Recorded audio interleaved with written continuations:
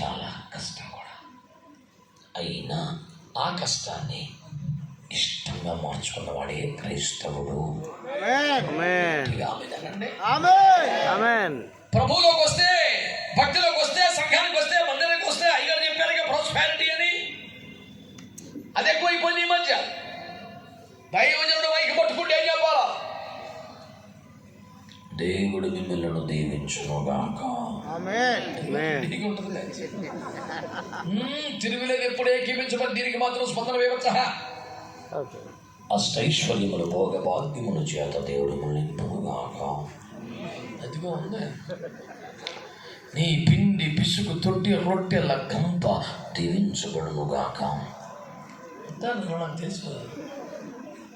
ఇలాంటి వాటికే కాసు కూర్చున్న బ్యాచ్ ఉంది.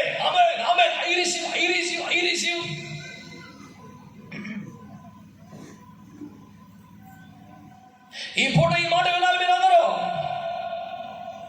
ఏమిటో ఆశీర్వాదం? దేవుని చిత్తాన్ని గొప్పనందుకు మరియమ్మ రోడ్డును పడింది. దేవుని చిత్తాన్ని ఒప్పుకున్నందుకు మరియమ్మకి అందమైన ఆనందంగా అందరంగా వచ్చి రకరకాలుగా గ్రీటింగ్స్ చెప్పే పెళ్లి కోల్పోయింది. దేవుని చిత్తాన్ని ఒప్పుకున్నందుకే నడిలాంటి జీవితం సత్రంలో బతికైపోయింది. అయినా ఇది దేవుని చిత్తం కనుక ఆమె అప్పగించుకుంది, దానిలో సంతోషించింది. దేవుని చిత్తం చేయడానికి ఇష్టమా? ఆ వేష్యని పెళ్లి చేసుకోవడం ఎవరికైనా ఇష్టమా? పాపిస్టోడికే ఇష్టం ఉండదు, పరిశుద్ధులకు దొరికినడికి ఏమైనా ఇష్టమా? కానీ దేవుని చిత్తం. అల్లారు ముందుగా పెంచుకుంటున్న అనేక కాలములకు ఎదురు చూసి ప్రాంతంలో వాగ్దానంగా పొందుకున్న ఇష్టాలను బలిపీఠం ఎదురు కత్తి పైకెత్తి నరికేయాల్సిన పరిస్థితులు ఏ తండ్రికైనా ఇష్టమా? కట్టుకున్న వారిని చనిపోతే, దానిలో రాలిపోతే, శవమై ఊడిపోతే, మరి ఎప్పటికీ చూసే అవకాశం లేకపోతే వెనుదిరిగి చూడకుండా, కడసారి చూపు చూడకుండా ముందుకే నడవడం ఎవరికైనా సాధ్యమా? ఇష్టమా? బైబిల్ గ్రంథములో పరిశుద్ధుల జీవితాలు అన్ని మనం చూస్తే దేవుని చిత్తము చేయుట ఎవరికి అంత సులభంగా లేదండి. చాలా కష్టమే. That was very much painful to every Saint.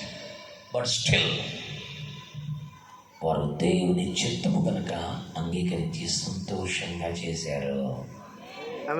మీరందరూ మన వాక్యం ఏమిటి? నేను తండ్రి ఇంటికి వెళ్ళుచున్నాను, ఆ మార్గం మీకు తెలియను.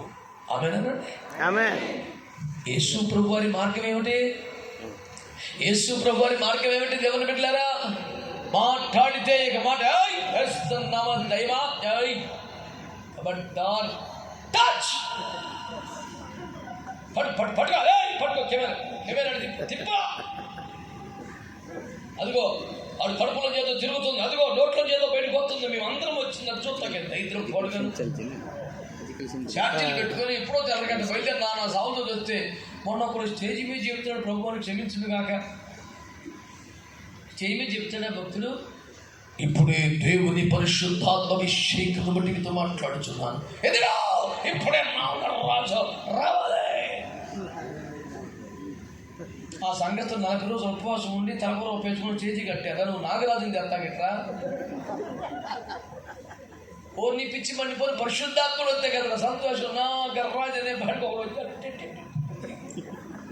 ఆడు సేమ్ స్టేజ్ పడి పాములాగానే ఆడుతున్నాడు. ఆడు కెమెరా మొత్తం పెట్టా. నువ్వు ఎక్కడి నుండి వచ్చావు? పొట్టు వచ్చావు. నా మీద పడి ఎడుతారు మళ్ళీ. ఎందుకురా? వేసుకో స్టైల్ మీకు చెప్పరా? ఆయన దయ్యమును మాటలాడనీయలేదు. దేవుని మాటలేదామని మేము దయ్యం కూతుకొని పెట్టు. మీరు ఎంతమంది భోజనం పెడతాడు? వాళ్ళు ఎంతమంది ఎందుకురా? మీరు ఎంతమంది ఏడ్ చేస్తుంటారు, ప్రార్థన చేసుకుంటాం బాబు. ఆడి ఇంటర్వ్యూ ఎందుకు? ఆడి పేరే సైతాన్ రా. ఆడు ఎప్పుడు నిజం చెప్తాడు, పేరే అబద్ధాలు ఉంటారా? ఆడు ఇంటర్వ్యూ చేసిపోతే పేపర్లో వేసేస్తాను. మరి ఆ విధముగా మనం మన గ్రామంలోకి వెళ్ళినప్పుడు దాయ్యమో అని నిజములోకి యాక్టింగ్ చేసాము. వచ్చాడు ఇప్పుడు అబద్ధం చెప్తారా? విడుదల పరిచర్యకి, స్వస్థత పరిచర్యకి నేను వ్యతిరేకంగా మాట్లాడటం లేదు. ఆ పేరు మీద షో చేయబాబు. నన్ను ఈ తాలూకా వీడియో చూపించారు. నాకు ఇక్కడ జెండాలు పడిపోతున్నారు. వాలంటీర్స్ ఉన్నారు. చూపించాడు కూడా చేయాలి నెక్స్ట్. అది నీకేమర్థమైంది అన్నాడు. నీకేం చెప్పన్నాడు? ఈసారి బాధపడతాడని ఆ స్టేజ్ మీద బాధపడుతున్నాడు. కానీ వాలంటీర్స్ పవర్ఫుల్ అని చెప్పాను. అదేంది అన్నాడు. వాడు పడగొడుతున్నాడు, లేపుతున్నాడు. ఎవడు మంచి చూడరా?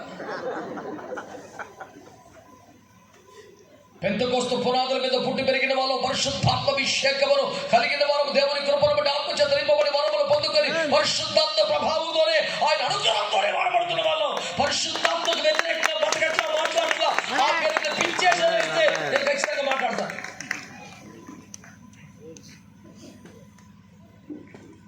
ఎంతకాలం అయిపోయింది ప్రతి వాడికి పని, హిమాలి పని. ఆడవాడ బయలుదేరాడు, అకౌంట్ నెంబర్లు చెప్తాడు, అది ఒక రెఫరెన్స్లు చెప్పరా నాకు. పల్లెటూళ్ళలో కొందరి 8, 4, 3 అంతా కథ చెప్పేస్తున్నాను. ఇదేం కన్నా నీకు ఈ చివరికి ఆ చివరికి వాక్యం చెప్పురా. ఉండమ్మా నువ్వు అలా అసలే నువ్వు అసలు బలి దొరికింది అధ్యక్ష.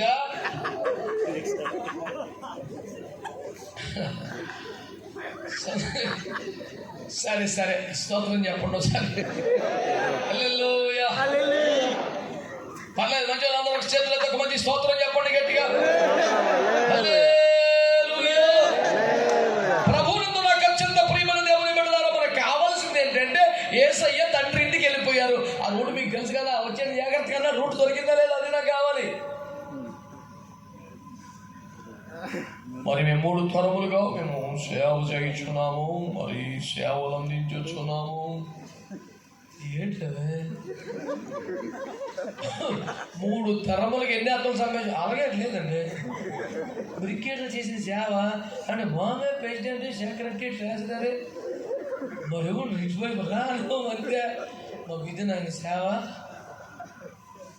ఆయా పదవులను చేపట్టి సంఘములో బాధ్యత కలిగిన పని చేయుటకు మేము వ్యతిరేకం కాదు, అది సంఘ క్రమం. చేయండి, మేమేం కాదనట్లేదు.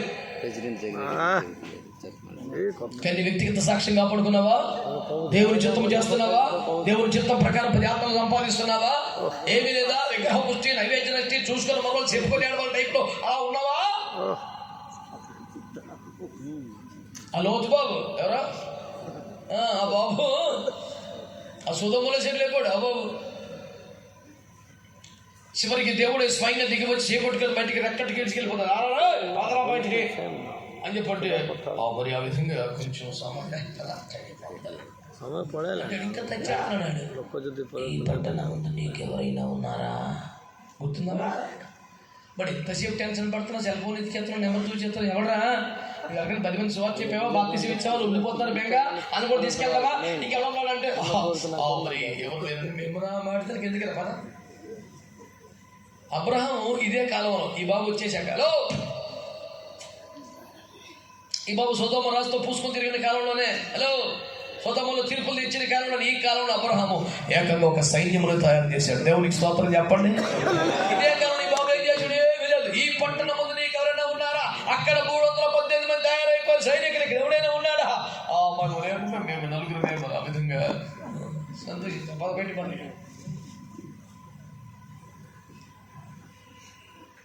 ఏంటి వల్ల ప్రయోజనం ఏంటి? ఫీల్ అవ్వకుండా మాట చెప్తాను చెప్పరా? ఫీల్ అవ్వరు కదా? మాట ఇచ్చారా? బెతెస్దా కోన్ దగ్గర ఉన్నాడు 35 సంవత్సరాల నుంచి. ఎన్ని సంవత్సరాలు? వాడికి జబ్బు వచ్చింది ఎంతకాలం తెలియదు, కానీ అక్కడ కోనేరుకు వచ్చే 38. అది సీజన్ మోస్ట్ పేషెంట్, వాడికి మించి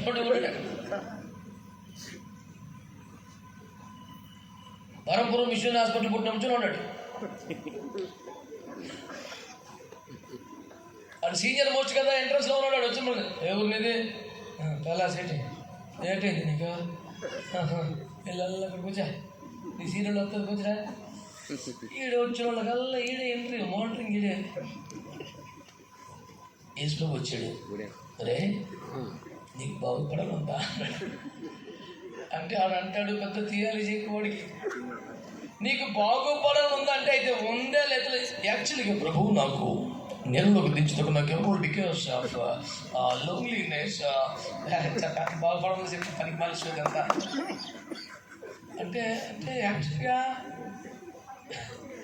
ఏసులో పడ్డాడు. నువ్వు లేచి పరిపెత్తుకున్నాడు అంటే అలా కుదరదు ప్రభు. దెర్ ఇస్ ఎ సిస్టమ్ ఇక్కడ ఉంది. ఏట్రా సిస్టమా? దూత రావలను, నీళ్లు కదపవలను, మొదట దిగవలను, అప్పుడే స్వస్థత. లేకపోతే రూల్స్ ఒప్పుకో, సిస్టమ్ ఎక్కడంటే ప్రభు అంటాడు. ఆ సిస్టమ్ పెట్టిన నేను రా బెంగెట్కి ఒక లేచి పరిపెత్తికి నడు అంటే అలాగ అవుతుంది ఏంటి?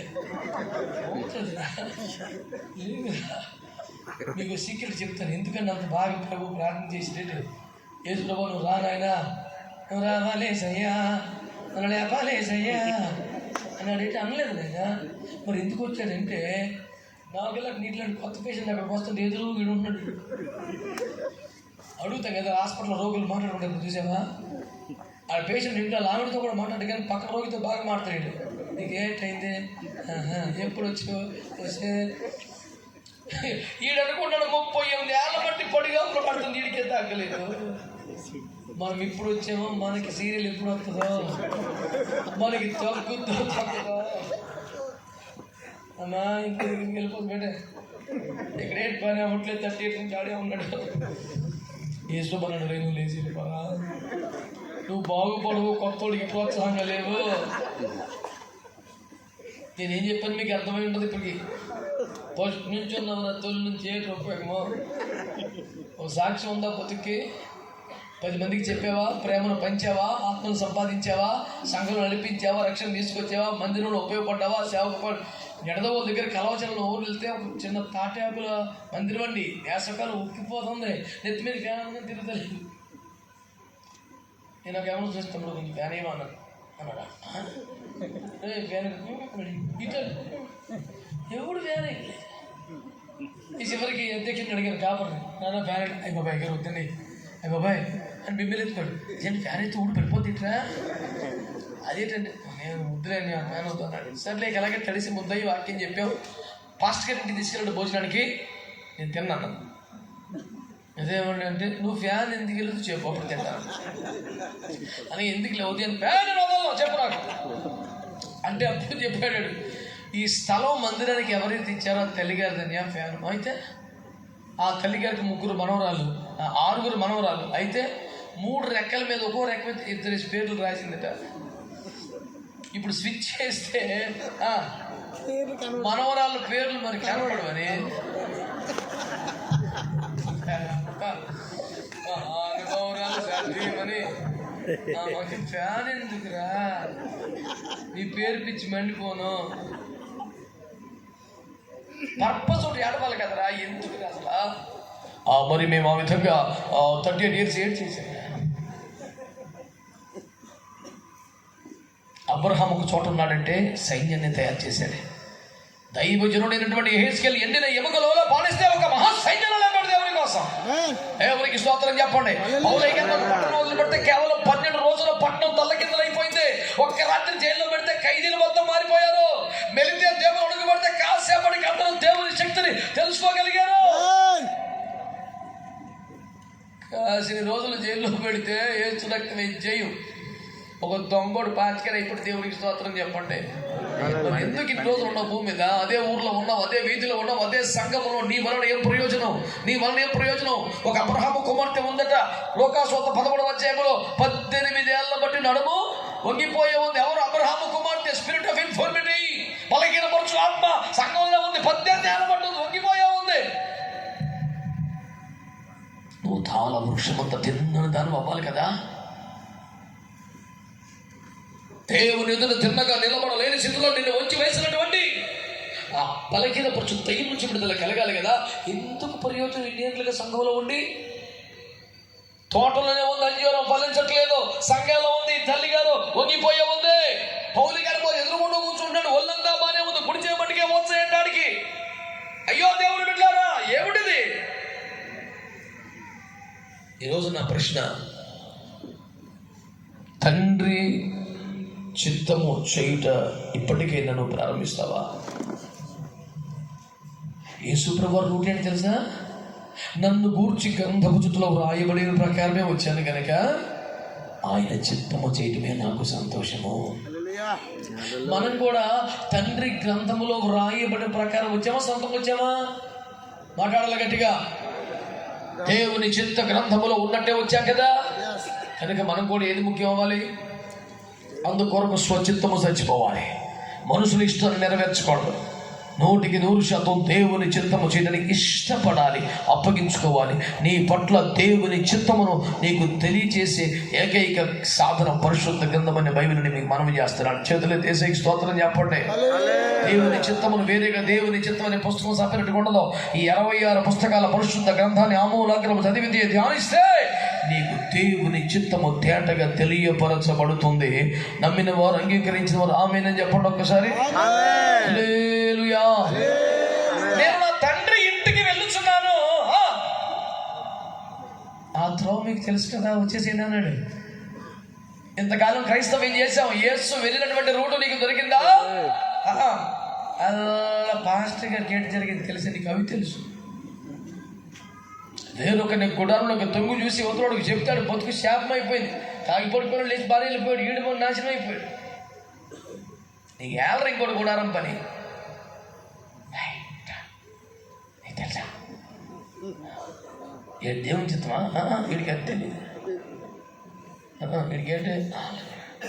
నాకు ఇప్పుడే అందిన తాజా వార్త నీకు చెబుతున్నాను, ఎవరికి చెప్పకు అని అందరికి చెప్పేస్తాడు. ఒక డేంజరస్ ఫీలో నీకు కాబట్టి చెబుతున్నాడు, ఎవరికి చెప్పలేదు, అందరికీ చెప్పేస్తాడు. ఆడు అదే సమర్పణతో ఆడు కూడా అందరికి చెప్పేస్తాడు. అన్నీ ఆ తానులో కొట్టలే, ఆ స్కూల్లో పెట్టలే కదా. ఈ రోజున విందాం, మనము సొంతంగా ఓడిపడ్డ వాళ్ళం కాదు, దేవుని గ్రంథములో వ్రాయబడిన ప్రకారమే వచ్చిన వాళ్ళమే. కనుక తండ్రి చిత్తము చేయట మనకు ఇష్టమవ్వాలి, ఇష్టమవ్వాలి. అలా అయితే ఏంటి తెలుసా? అది తండ్రి చిత్తము చేయుటకు ఇష్టపడుట అనేది, నా మాట విను, అనేది యేసయ్య నడిచిన మార్గం, తండ్రి వద్దకు చేరుకున్న మార్గం. మీరు చెప్పండి, తండ్రి చిత్తము చేయకుండానే తండ్రి వద్దకు వెళ్ళే ఛాన్స్ ఉంటుందా?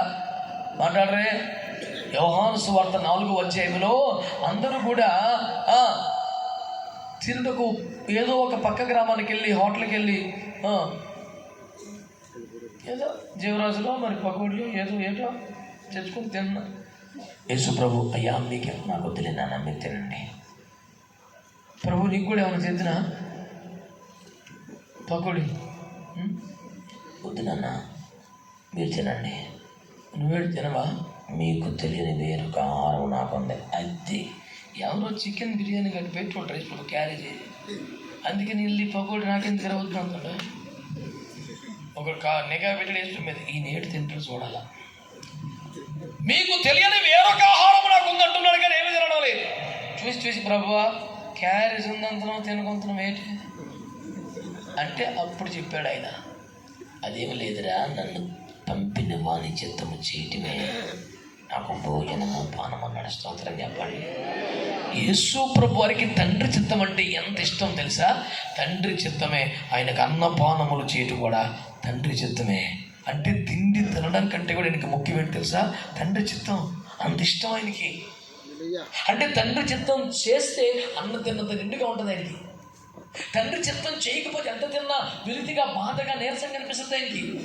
ఒక్క మొత్తం తిండి లేకపోయినా, గ్లాసు నీళ్ళు లేకపోయినా తండ్రి చిత్తం చేస్తే చాలా హుషారుగా, బలంగా ఉంటారు, సంతోషంగా, హ్యాపీగా ఉంటారు.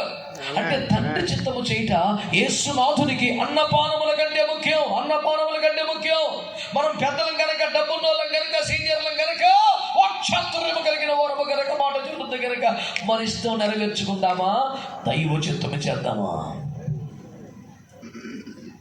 30-40 లక్షల మందిని విమోచించక నాయకుడికి నియమించబడ్డాడు కాబట్టి, సకల శాస్త్రముల పారంగతను ప్రావీణ్యం గలవాడు కాబట్టి మోషే స్వచిత్తం చేశాడా? లేదు కదా. చివరికి గెత్సేమనేశ్వరుడు ఏమన్నారు? ఇది నాకు ఇష్టం లేదు, నా ప్రాణం నాలో మరణమగునంతగా దుఃఖపడుచున్నది, అయినా నా ఇష్టం కదా నీ చిత్తం. అంటే ఇందాక యోహాను 4 ప్రకారం తండ్రి చిత్తము చేయుట అన్నపానముల కంటే ఎక్కువ. మత్తయి 27 ప్రకారం తండ్రి చిత్తము చేయుట తన ప్రాణం కంటే ఎక్కువ. ఈ మాటలు వింటున్న సంగమా, పెద్దలారా, దైవజనులారా, యవ్వన బిడ్డలారా, నీ జీవితంలో తండ్రి చిత్తము నీకు ముఖ్యమైతే నువ్వు శ్రేష్టమైన వ్యక్తివి సుమా. లాజరు దెబ్బతిన్నది అక్కడే, క్షమించాలి, ధనవంతుడు దెబ్బతిన్నది అక్కడే, నా జీవితం నా ఇష్టం అనుకున్నాడు, అందుకని యాతన పడుతున్నాడు. ఎన్ని యాతనలు వచ్చినా దేవుని చిత్తం అనుకున్న లాజరు నెమ్మది పొందుతున్నాడు. దేవుని వాక్యాన్ని అర్థం చేసుకునే ప్రయత్నం చేస్తున్నావా? నేను తండ్రి దగ్గరికి వెళ్ళిపోతున్నాను, రూట్ మీకు తెలుసు కదా, వచ్చేసేయండి అన్నాడు. ఏంటో రూట్ తెలుసా? తండ్రి చిత్తము చేయడం. ఆమేన్ చెప్పండి గట్టిగా, ఆమేన్ చెప్పండి గట్టిగా. మరొక మాట కూడా మీకు జ్ఞాపకం చేస్తాను ఈ పూట సందేశంలో భాగంగా. హెబ్రీ పత్రిక 5వ అధ్యాయం 7వ వాక్యం చదవండి. హెబ్రీ పత్రిక 5:7.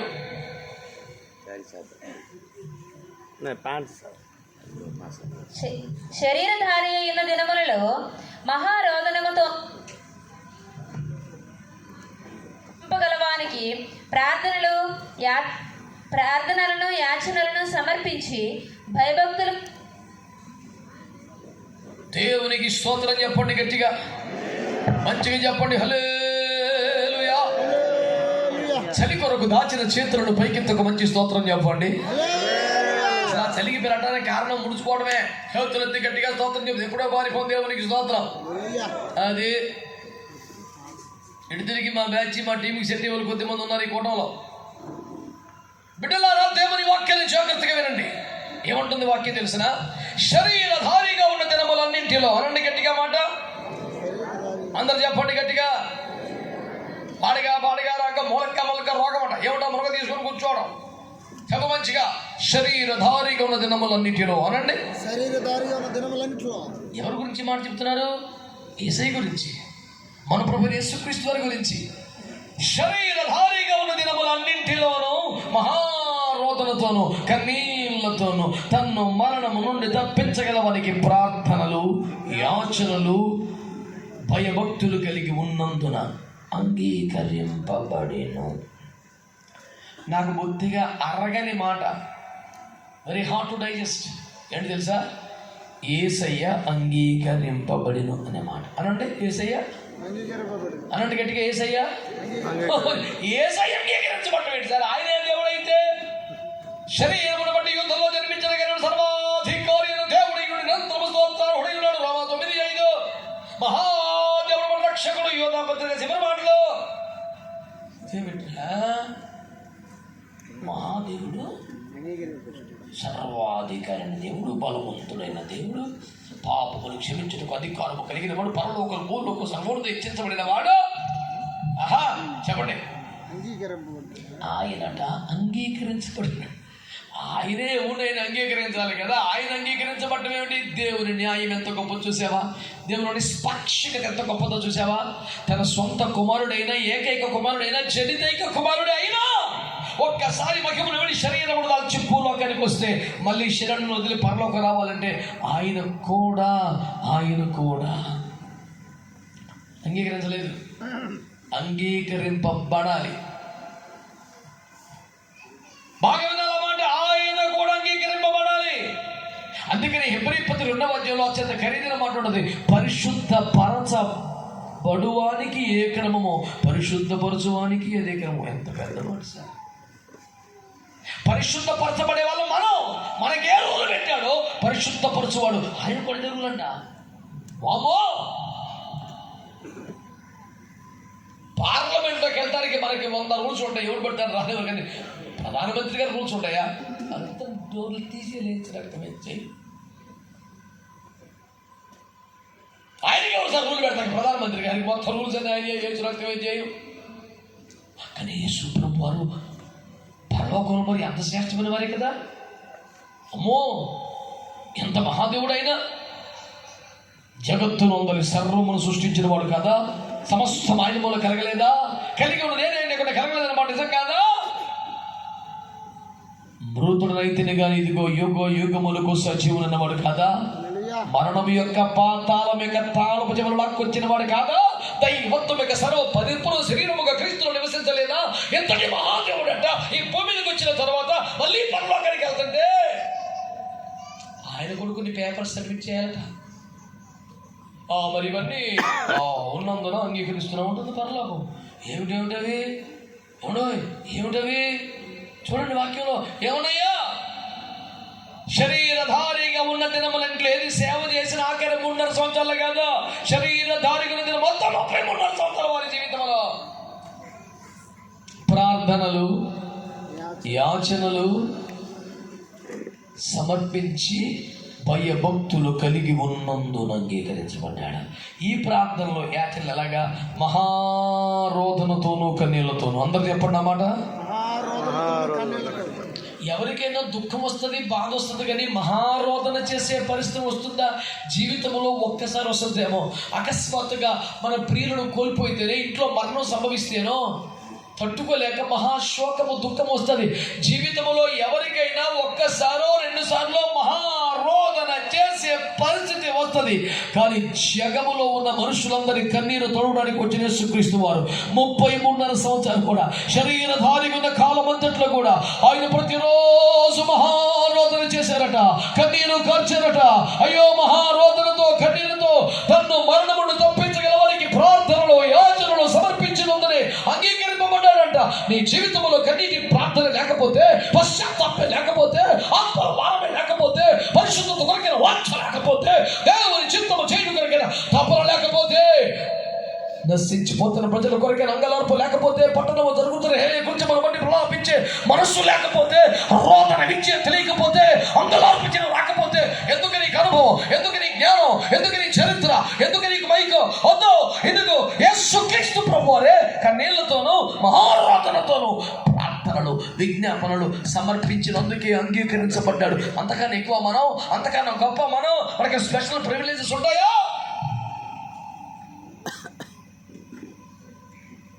కన్నీటి ప్రార్థనలు కరువైపోయిన కాలం, అంత పొడి మాటలు,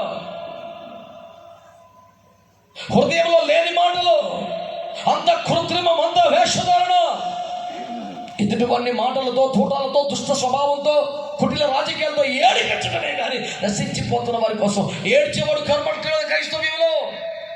యోసేపు గురించి ఒక మాట నాకు ఎంతో ఇష్టం. యోసేపు ఏడ్చుటకు చోటు వెతికాడంట. స్టేజ్ మీద చోటు వెతుకుతారు, కమిటీలో చోటు వెతుకుతారు, వాళ్ళు పోస్టర్లో చోటు వెతుకుతారు, ఇంకెక్కడెక్కడో చోటు వెతుకుతారు. కానీ అయ్యో, నేనేమో ప్రపంచానికి అన్నం పెట్టగలనంత స్థితిలో ఉన్నాను, ఫరో ఇంటికి దేవుడిగా మారిపోయాను, ఐగుప్తులకు ప్రభువుగా మారిపోయాను. కానీ మా అన్నలు ఏమిటి? ఆకలికి తాళలేక ఖాళీ సంచులతో ఒడ్డు మీద నిలబడ్డారు. అయ్యో, ఎంత దుర్మార్గం, ఎంత బాధ. అయ్యో ప్రభు, వారిని కనికరించని వారి దీన స్థితిని చూసి తట్టుకోలేక అల్లాడిపోయి ఏడుచుటకు చోటు వెతికి కన్నీరు కార్చిన ఒక దేవుని ప్రేమ కనబడుచున్నది కదా. అయ్యో, ఇర్మియా అంటాడు, నా జనులలో రసించిపోయిన వారి నిమిత్తం అంగలార్చున్నట్లుగా నా తల చలమయముగా, నా కన్నులు కన్నీటి ఊటలుగా ఉండాలని కోరుకున్నాడు. పరమగీత కన్నీకం చూసి ప్రభు మెచ్చుకుంటే ఉన్నాడు, నీ నేత్రములు జనపూర్ణమైన హెష్బోను పట్టణమందు నుండి తటాకములతో సమానమన్నాడు. అయ్యో దేవుని బిడ్డలారా, యేసుక్రీస్తు ప్రభువు వారు మాట్లాడుతున్నాడు. అంగలార్పించి నేర్పండి, రోదన చేయ నేర్పమని మాట్లాడుతున్నాడు. దేవుని తోట పాడైపోతే ఎవరైనా ప్రవచిస్తున్నాడు. విడతలు తినేసాయి, కొంగల పురుగులు తినేసాయి, పసల పురుగులు తినేసాయి, ఇంటి తీవ్రముగా నాశనమైన దేవుని తోట కొరకు ప్రలాపించు వారిని పిలువనంపించండి, రోదన చేసే వారిని పిలువనంపండి. ప్రసంగాలతో పనవదో, తెలివితో పనవదో, సామర్థ్యంతో పనవదో. రోదన చేసేవారు కావాలి, ప్రలాపించేవారు కావాలి, అంగలార్చేవారు కావాలి. హెచ్కేల్ 9లో మాట్లాడుతున్నాడు, పట్టణంలో జరుగుతున్న హేయ కృత్యములను బట్టి ఓ మూలుగు లెడుచు ప్రలాపించుచున్న వారి లలాటముల మీద, నాశత మీద ముద్రవై అని ప్రభు మాట్లాడుతున్నాడు. ఎవరు కావాలి? తెలివైన వాళ్ళ? ఎవరు కావాలి? వక్తల? ఎవరు కావాలి? చాతుర్యము కలిగిన వారా? ఎవరు కావాలి? ప్రలోభించేవారు కావాలి, అంగలార్చేవారు కావాలి, రోదన చేసేవారు కావాలి. శరీరధారిగా నివసించిన కాలం అంతటిలో మన ప్రభు యేసుక్రీస్తు వారు కన్నీళ్లతోనూ మహారోదనతోనూ ప్రార్థనలు యాచనలు సమర్పించాడు. భయభక్తులు కలిగి జీవించాడు. అందుచేతనే అంగీకరించబడ్డాడు. నేను తండ్రి వద్దకు వెళుచున్నాను, ఆ రూట్ మీకు తెలుసు కదా అన్నాడు. ఏంటో రూటు? హలో, ఏంటో రూట్ తెలుసా? ఎంత కష్టమైన అన్న పానముల కంటే నాకు తండ్రి చిత్తమే ఇష్టం, నా ప్రాణం కంటే తండ్రి చిత్తమే ఇష్టమని తన తండ్రి చిత్తము చేయడానికి ఇష్టపడ్డాడు. రెండో సీరియస్గా వినో, మా ఆరోధనతో కన్నీళ్లతో జీవించిన కాలమంతా కన్నీటి ప్రార్థనలతోనే చేశాడు. మూడవది, చివరిది, పేతురు మొదటి పత్రిక 2:21-23 చదవక్కర్లేదు, సింపుల్గా చెప్పేసి. పేతురు మొదటి పత్రిక 2:21-23 వరకు.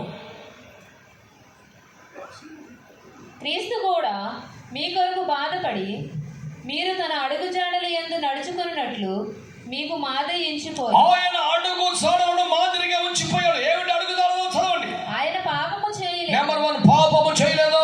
ఆయన నోటను ఏ 2, నోటిలో కపటము లేదు. 3, ఆయన దూషింపబడి నువ్వు అలా డల్ అయిపోక, మంచు చల్లారిపోక, మంచి పవర్ఫుల్ చదవు. ఆయన దూషింపబడి బెదిరించలేదు. ఆయన శ్రమ పెట్టబడి కూడా ఏం చేయలేదు. ఇంకా న్యాయముగా తీర్పు తీర్చి దేవునికి తను తాను అప్పగించుకొనెను. ఈ 5 మాటల్ని ఏమన్నాడు తెలుసా? అడుగు జాడలు అనండి. హలో, అంటే అదే ఫుట్ ప్రింట్స్లో ఆ పాదముద్రలో అడుగులు వేసుకుంటే మనం కూడా తండ్రి దగ్గరికి వెళ్ళిపోతాం. మీరు నడుచుకున్నట్టుకే అడుగుజాడలు ఉంచాడు అని చెబుతుంది వాక్యం. శ్రద్ధగా ఈ మాటలు వినండి.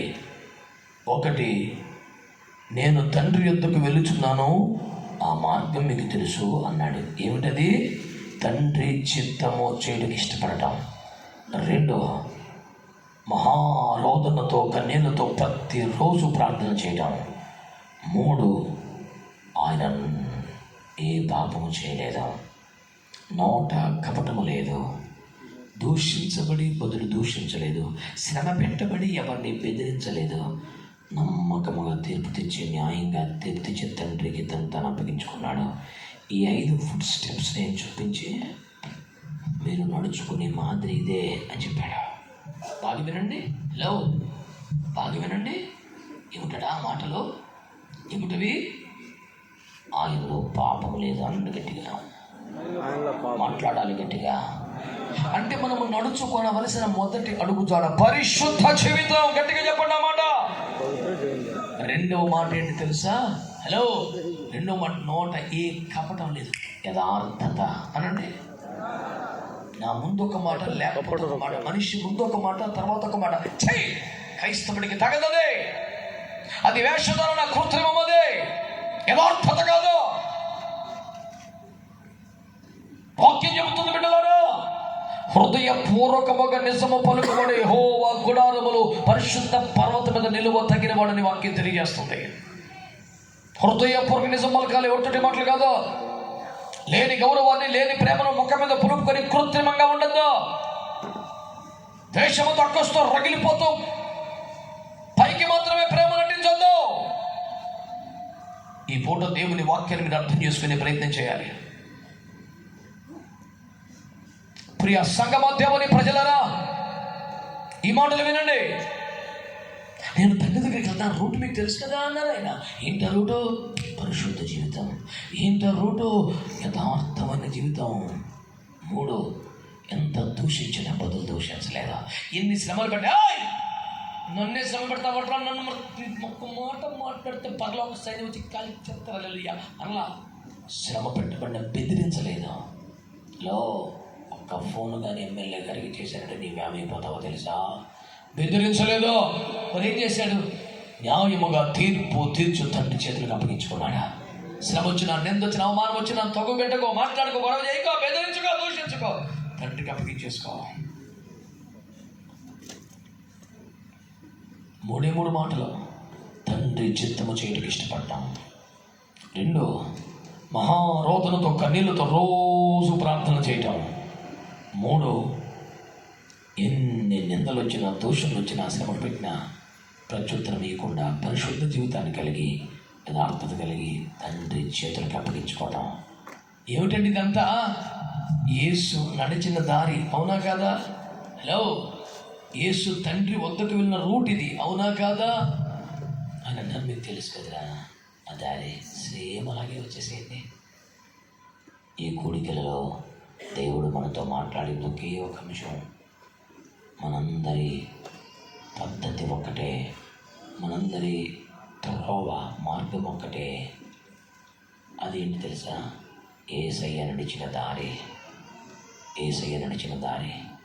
అదే దారిలోకి వస్తే తప్ప మనం తండ్రి వద్దకు వెళ్ళాం.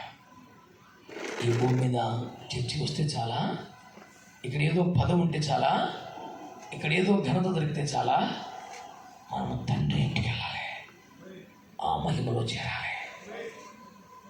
నిష్కలంక పరిశుద్ధులలో పేదని నేను, బంగారు వీధుల్లో తిరిగేదను అనే శుభప్రదమైన నిరీక్షణ కలిగి బ్రతుకుతున్నాం.